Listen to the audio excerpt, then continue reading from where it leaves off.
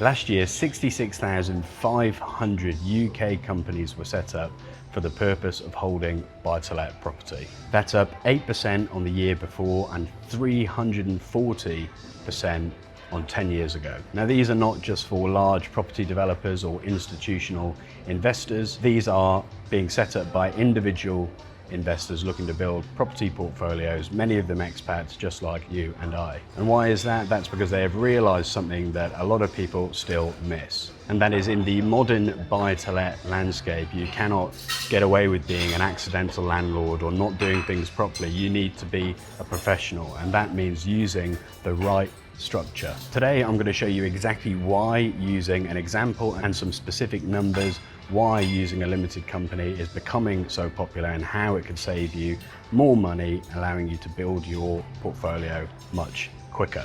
I'll also answer some common FAQs around company setup and give you 3 different ways you can set up a company easily. Let me start by laying out some of the changes, whether that be in the budget or legislative changes that have led to this becoming popular. First and foremost, and one that most people will probably know about, is the changes to MIRAS, that's Mortgage Interest Relief at Source. Now, up until 2016, 2017, when it was phased out, if you own property in your personal name, you could deduct the cost of your mortgage, so your largest cost, off your income, off your rental income, and you pay tax on the difference, which makes sense because that's how a business is run. You take your costs off your revenue and you're left with your profit. You pay tax on your profit. That was changed, meaning that if you own in your own personal name, you now pay tax on the whole amount regardless of your mortgage. Whereas via a UK company structure, you can still deduct that mortgage cost off your tax bill. And then some more recent changes from the most recent autumn budget. First of all, personal tax thresholds have been frozen until 2031. This is also known as the stealth tax, because as rents rise with inflation, your income will get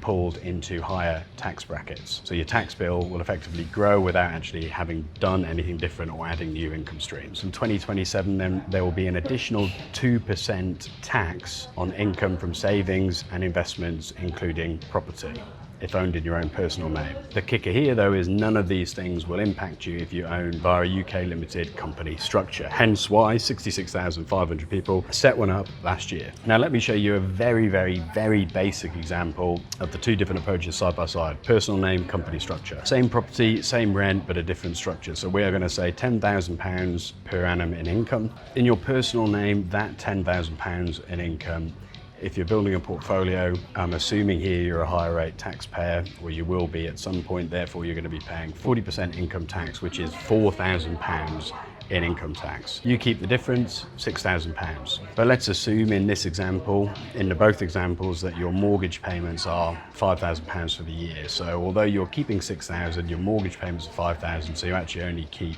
£1,000. Now, in a UK company structure, that same £10,000, you can deduct your £5,000 of mortgage costs, so your taxable profit is £5,000.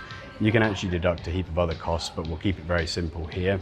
If you'd like a full breakdown of the different costs that you can deduct, and a bit more detail on that, then we'll pop up another video here. Via the company, you've got 2 tax brackets. You've got small profits and large profits. Small profits 19%, large profits taxed at 25%. So £10,000 in income minus your mortgage, £5,000, you've got £5,000 of taxable income at 19% is £950 versus £4,000 in your personal name, meaning you are keeping over £4,000 of profit as opposed to £1,000 in your personal name. And you can see how that would scale. The more properties you have, the more you keep, the faster you can use that to go and buy more. So as you can see, it's the same property, the same rent, just a different structure. One allows you to keep a lot more money. And there's a lot of talk at the moment about buy-to-let being dead in the UK. There has been for a long time.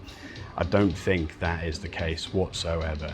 Buy-to-let is dead if you are an accidental landlord that's bought a property because everyone's doing it. Now you need the correct team, you need the correct structure, and you need to treat it professionally. If you do that, you can still make good money in property. Okay, next we'll look at the 3 different ways you can set up a company, and then we'll look at a couple of common FAQs I get when speaking to people about setting up a UK limited company. So number 1, if you're setting one up, you can do it yourself via Companies House with the UK government. They've just put this up, so at time of checking last, I believe it's £100 or £150. It takes quite a while to do it online. and you also need a UK registered address, which will be visible to everyone. So if you don't want your own home address being visible, maybe better to use one of the second two options, which are a software company or an accountant. Now, a software company is a mix between a old school accountant in an office and an app or a platform.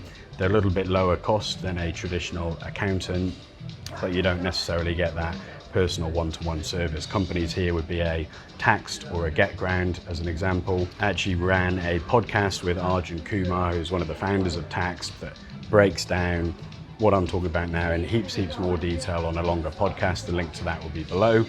And then the third option would be using a traditional accountant. I use a traditional accountant because I value being able to speak to someone and bounce ideas off them. That's the most expensive and probably the most efficient if you're planning on growing a larger portfolio. Okay, 3 common FAQs then. Can I switch property owned in my own personal name already into the company structure? Now, the simple answer is yes, you can. The more nuanced answer is it depends on your situation, your goals, and what you're trying to achieve. Because if you sell a property in your own personal name and then buy it via the company structure, that is a double taxation event, in the sense that you will pay capital gains tax on the sale of the property, and then you'll need to pay stamp duty again when purchasing it back in to the limited company. Now, we actually ran some figures on this for a client recently, and I think the payback period was 49 years. So in most instances, if you own in your own personal name, it's better to just leave them in your personal name.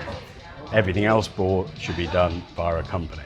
Number 2, aren't mortgages much more expensive and much more difficult to get via a UK company? I would say here potentially yes, 6, 7, 10 years ago when companies were just becoming popular, but now it is such a large share of the market, 66,000 set up last year, that more banks and lenders are entering the market at more competitive rates. Thirdly, is it only worth it on larger portfolios?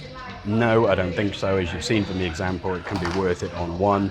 Certainly the more property you have, the more of a compounding effect you will get. Okay, resources for you then. There's a link below to register for my email chain, which will talk you through setting up a UK limited company. There's a podcast with Arjun of Tax, which goes into more detail.